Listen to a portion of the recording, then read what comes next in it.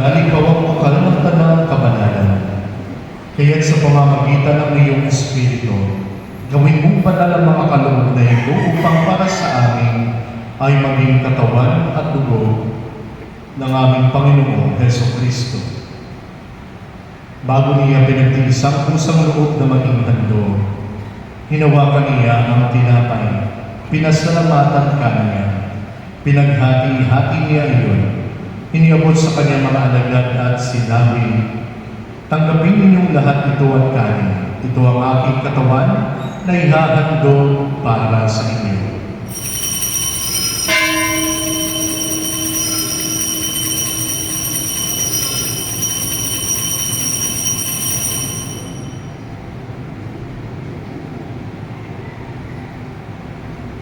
Gayon din naman ang matapos ang hapunan, hinawakan niya ang kalis. Muli kami ang pinasalamatan. Iniabot niya ang kalis sa kanyang mga alagad at sinabi, "Tanggapin ninyong lahat ito at inumin. Ito ang kalis ng aking dugo, ng bago at walang hanggang tipan. Ang aking dugo ay bubuhos para sa inyo at para sa lahat, sa ikapagpapatawad ng mga kasalanan. Gawin niyo ito sa pag-alala sa akin."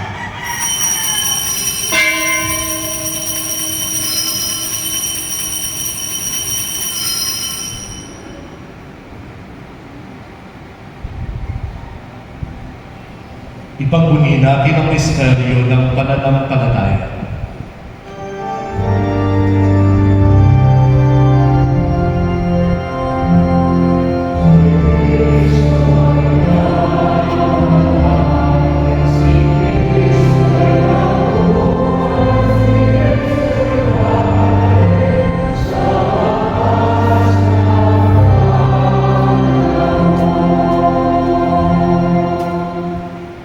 Ama, ginagawa namin ngayon ang pag-alala sa pagkamatay at muling pagkabuhay ng iyong anak.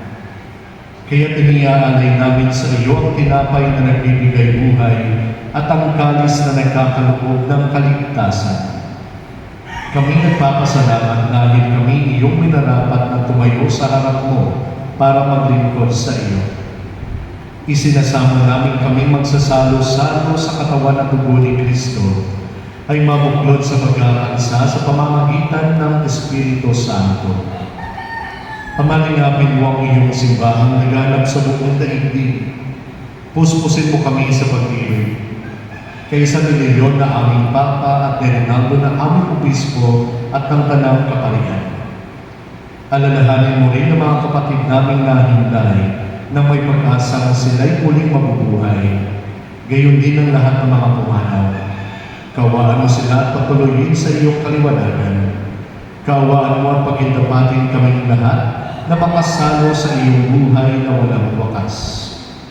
Kaysa ng mahal na Birheng Maria na Ina ng Diyos, kaysa ng mga apostol at ng lahat ng mga banal na namuhay dito sa daigdig ng kalugod-lugod sa iyo, may pagdiwang nawa namin ang pagpupuri sa ikararangal mo sa pamamagitan ng iyong anak na aming Panginoong Hesukristo.